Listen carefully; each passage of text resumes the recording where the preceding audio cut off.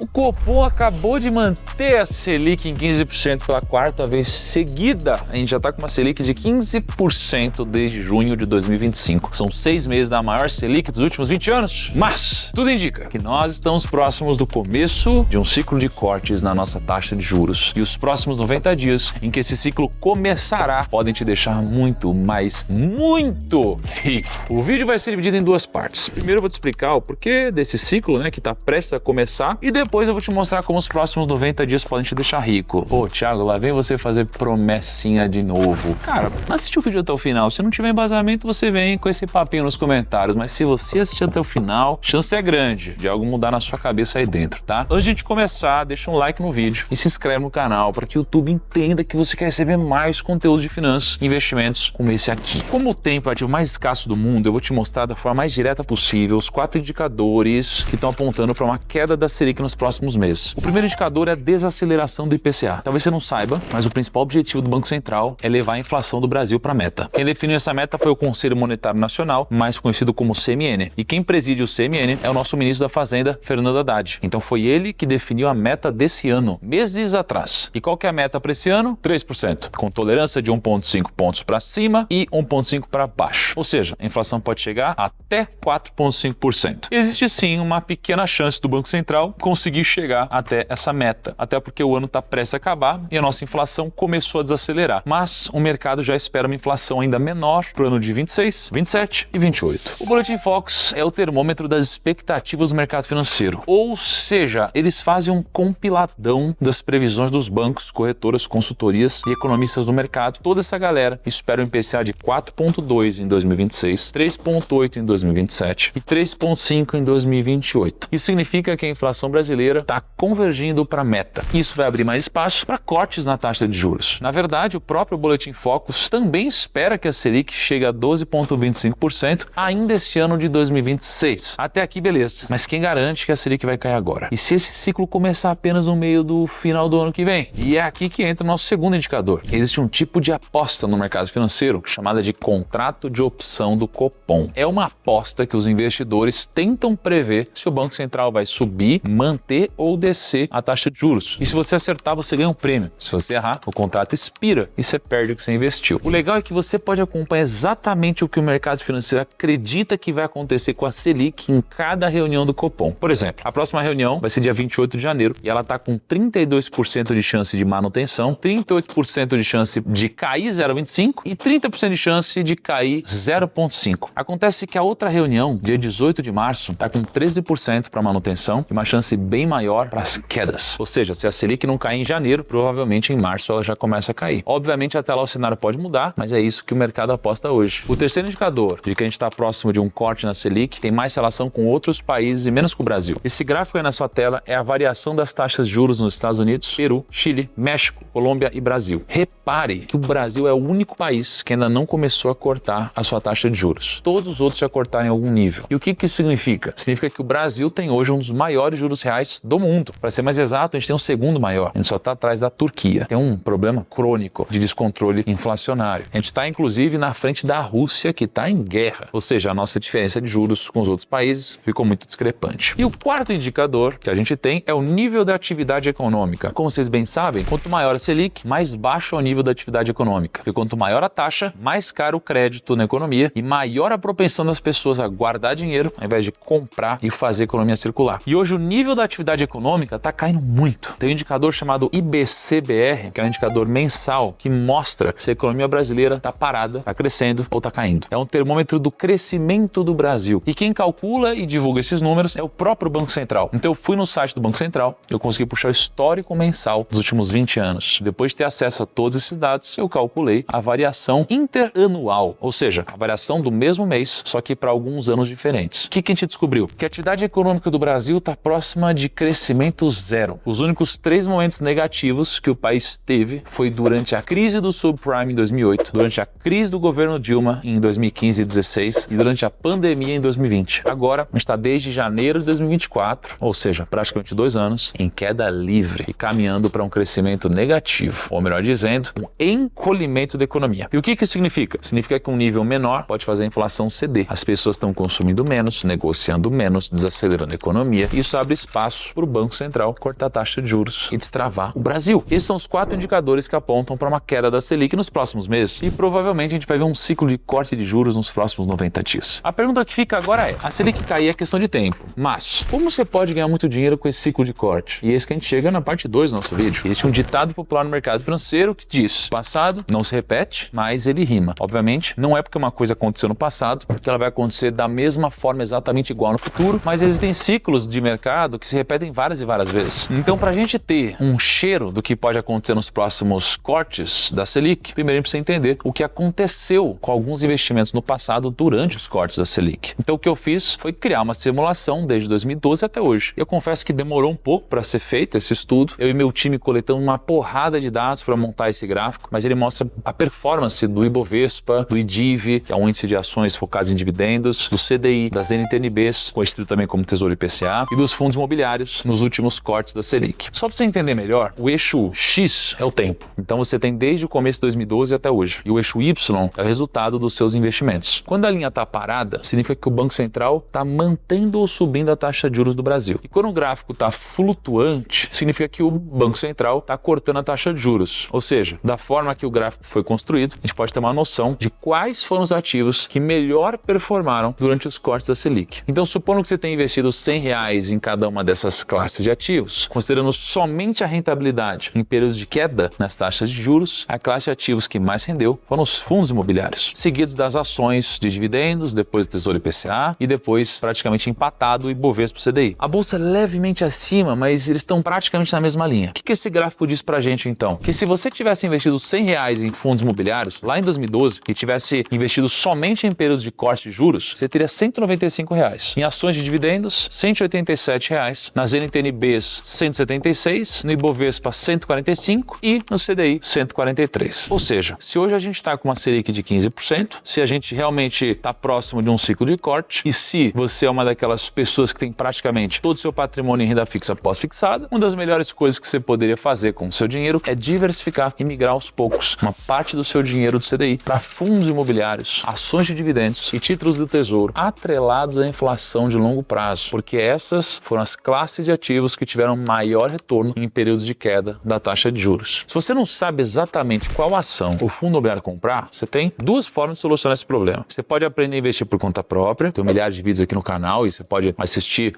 um por um para adquirir conhecimento e melhorar a sua carteira de investimentos, ou você pode ser auxiliado por um consultor de investimentos do meu time. Aqui no Grupo Prima a gente tem a Portfel, que é a consultoria que mais cresce no Brasil, e se você clicar no link da descrição, um consultor do meu time vai te chamar, te pegar pela mão e te ajudar a investir. Então clica no link e preenche tudo direitinho com seu nome e e-mail completo. Porque agora que você já entendeu que o corte da taxa de juros está próximo e que você pode melhorar seus investimentos para surfar essa onda com os ativos certos e acelerar muito o seu processo de enriquecimento, deixa eu fazer uma outra provocação. Esse gráfico na sua tela é o mesmo gráfico que eu te mostrei agora há pouco, mas ao invés de plotar só a rentabilidade dos ativos em períodos de corte de juros, eu deixei a rentabilidade de todo o período. Repara como o resultado é completamente diferente. O grande vencedor foram as NTNBs, que antes ficaram em terceiro. Os FIIs foram os ativos que mais renderam durante os cortes, mas aqui foram o segundo pior. As ações de dividendos, que antes estavam em segundo, agora estão quase em primeiro. E dessa vez o CDI rendeu mais que o Ibovespa. Então o que eu quero dizer para você é o seguinte: a Selic está prestes a cair. E a partir de agora, investimento que antes não era nem um pouco atraente, vão ressurgir das cinzas. Daqui a alguns meses, o CDI não vai mais pagar 1% ao mês, como ele paga hoje. E do dia para a noite, os fundos imobiliários vão voltar a ficar atraentes. As ações vão voltar a brilhar os olhos dos investidores. As pessoas vão começar a sair da renda fixa. Vai ser literalmente o inverso do que a gente vê hoje. E o seu papel nesse novo ciclo, prestes a começar, é muito simples. Você precisa se posicionar antes desse ciclo começar e durante ele se manter lúcido. Basta se tomar cuidado com o pensamento de manada, ter um olhar mais atento aos ativos que vão ser deixados de lado e, de certa forma, fazer o contrário do que as pessoas estão fazendo. Esse foi o vídeo de hoje, turma. Deixa nos comentários se você também acha que o corte da Selic está próximo e o que você tem feito com o seu dinheiro. Um grande abraço, até o próximo vídeo e tchau.